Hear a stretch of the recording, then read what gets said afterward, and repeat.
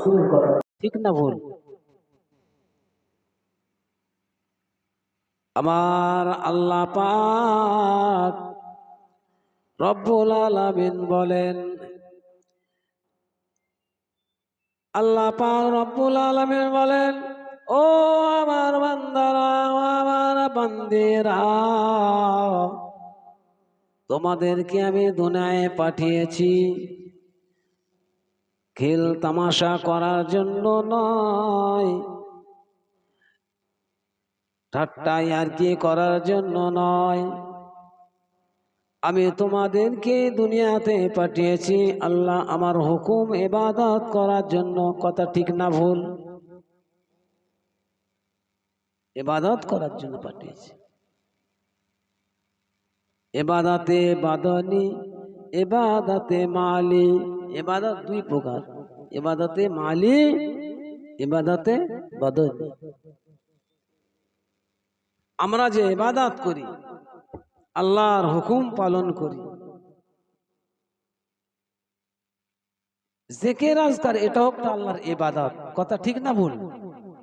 নামাজ পড়া এটাও একটা আল্লাহর ইবাদত, কোরআন তেলাওয়াত করা এটাও একটা আল্লাহর ইবাদত, সালাম দেওয়া এটাও একটা আল্লাহর ইবাদত। যেটা বলুন না সুবহানাল্লাহ। ভাই জানেন, এখানে অসংখ্য ফেরেশতা হাজির আছে। ফেরেশতারা এই জমিনে বসে আছে,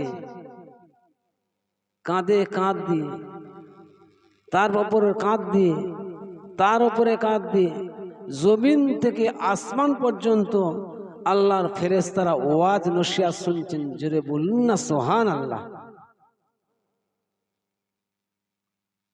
তাহলে তোমাদের তো জান্নাতে যাওয়ার প্রয়োজন নাই, আছে? ফেরেশতাদের জান্নাতে যাওয়ার প্রয়োজন আছে? একটাই কারণ, আমার রসুলের গুণগান শোনার জন্য তেনারা এসে উপস্থিত হয়েছে। জোরে বলুন না সুবহানাল্লাহ। শুধু তাই নয়, আমার রসুলের গুণাগার উম্মাত উম্মাতিরা যারা কবরের মধ্যে আযাবের মধ্যে আছে, তাদের জন্য দোয়া করবে। ওই ফেরেশতাদের দোয়া কবুল করে আমাদের সকলের দোয়াকে কবুল করে নেন। বলুন না সুবহানাল্লাহ। আমরা মানুষ, আমাদের গোনা আছে, একমাত্র আমার রসুলের গোনা নাই, আর ফেরেশতাদের গোনা নাই। কথা ঠিক না ভুল? আশারাই মুবাশশারা, আল্লাহ পাক যাকে 10 জনকে জীবিত অবস্থায় জান্নাতের সুসংবাদ দিয়েছে যে আমার বান্দা বান্দি তোমাদের জন্য আমি জান্নাতের টিকিট দিয়ে দিলাম, তাহলে তাদের জান্নাতের টিকিট দেওয়া হয়ে গেছে যে তোমরা জান্নাতি। কজন? 10 জনকে আল্লাহ দিয়েছে। আগের জামানায় দেখেছি, শুনেওছি, যখন কোন জায়গায় নাফরমানি কাজ, গান বাজনা থিয়েটার হতো, এখন তো অনেক কমে গেছে আলহামদুলিল্লাহ, শুকর। কিছু মানুষকে কি করত, তাদেরকে টিকিট দিয়ে দিত, যা তোরা টিকিট নিয়ে যা, তোদের পয়সা দিতে হবে না। কথা ঠিক না ভুল? হ্যাঁ, টিকিট দেখালে ঢুকে যাবে, আর পয়সার দরকার হবে না। আমরা আল্লাহর বান্দা বান্দি, আল্লাহ যদি বলতো মনিরুল ইসলাম সাহেব তোমাকে ওয়াজ করতে হবে না, নামাজ পড়তে হবে না, রোজা রাখতে হবে না, যাকাত দিতে হবে না, হজ করতে হবে না, আমি আল্লাহ তোমাকে জান্নাত দান করে দিব, জান্নাত দিয়ে দেব। আমি আর নামাজ পড়বো, রোজা রাখবো, আমি চাকরি করি, সরকার বলেছে হে মাস্টার মহাশয় তুমি স্কুলে যাবে না, কোনো ছাত্রকে পড়াবে না, তুমি ঘরে বসে থাকলে মাইনে দেব, সে স্কুলে যাবে? যাবে? এমন একটা দিন ছিল, ঘরে বসে বসেও মাস্টাররা টাকা পেয়েছে, কথা ঠিক না ভুল? এই কথা, ঘরে বসে বসে মানুষ আলোচনা করত, সমালোচনা করত, এখন মাস্টারদেরই লাভ। সেই সময়টা ছিল করোনার সময়। কোন সময়? কথা বুঝতে পারছেন তো?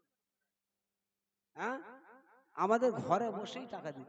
এমনকি 1 তারিখ হবে না, অ্যাকাউন্টে টাকা ঢুকে যেত। যেটা বলুন না সুবহানাল্লাহ। এটা আল্লাহর রহমত। কার রহমত? হ্যাঁ, আল্লাহর রহমত। কিন্তু আমরা প্রতিবাদ করেছিলাম, বিশেষ করে আমি প্রতিবাদ করেছিলাম। আমি অফিসে বলেছিলাম এটা কিন্তু ঠিক নয়, অন্তত মাস্টাররা যা কিছুক্ষণ হাজির থাকুক। আল্লাহ এমন একটা গজব দিয়েছে, এমন একটা আযাব দিয়েছে, যে আযাবের দ্বারাই মানুষে কি করতো? মাস্ক পরতো। এখনো সেই মাস্ক চালু আছে, কথা ঠিক না ভুল? পর্দা করত, যে পর্দা সম্পর্কে আল্লাহর এমন কিছু বান্দা আছে, তারা বলতো মুসলমানদের পর্দা চলবে না, স্কুলে গিয়ে পর্দা চলবে না। আল্লাহ এমন একটা গজব দিল, সকলেই পর্দা করেছে, শুধু চোখটা বার হয়ে আছে, কথা ঠিক না বলি?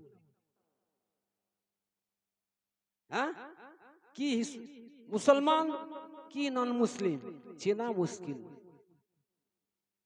ভাইরা আমার, দোস্তরা আমার, ও আমার সোনার মানিকেরা, ও আমার নওজোয়ান যুবকেরা, আমার আল্লাহ পাক রব্বুল আলামিন আমার আখি জিবরিল আমিনকে বলেছিলেন, ও আখি জিবরিল আমিন, যাও যাও যাও যাও, আমার একদল উম্মাহ, আমার বান্দা বান্দিরা জাহান্নামের মধ্যে পড়ে আছে, কি অবস্থায় আছে, ওদের খোঁজ খবরটা নিয়ে আমি আল্লাহ আমাকে এসে শোনাবে। আখি জিবরিল আমিন এই কথাটা, আল্লাহর কথাটা শুনে, আল্লাহর কথাটা শুনে জিবরিল আমিন ওদিকে জাহান্নামের দিকে ছুটে ছুটে যায়। কিন্তু জাহান্নামীরা তারা এই কথা বলেন, লা ইলাহা ইল্লাল্লাহু মুহাম্মাদুর রাসূলুল্লাহ সাল্লাল্লাহু আলাইহি ওয়াসাল্লাম কালেমা শরীফ পড়তে থাকে আর বলতে থাকে।